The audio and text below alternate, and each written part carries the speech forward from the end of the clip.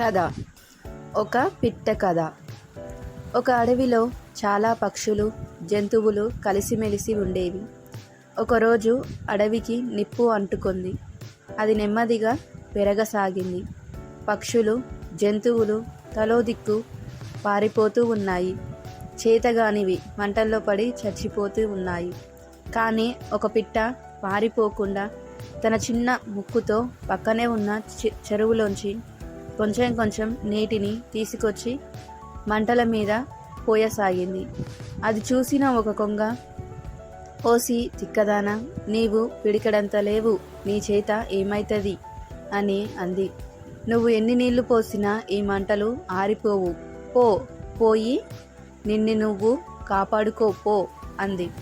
పిట్ట చిరునవ్వుతో, "నిజమే, నా ఒక్కదానితో కాకపోవచ్చు, కానీ చినుకు చినుకు కలిసే కదా వానగా మారేది. అడవిలో అన్నీ చేయి కలిపితే అడవిని కాపాడుకోవడం ఎంతసేపు" అంది. ఆ మాటలను కొంగతో పాటు ఇతర పక్షులు, జంతువులు కూడా విన్నాయి. నిజమే కదా అనుకున్నాయి. వెంటనే అవన్నీ కలిసి పారిపోవడం ఆపి మంటల మీద నీటిని చల్లడం మొదలుపెట్టాయి. అడవిని కాపాడుకున్నాయి.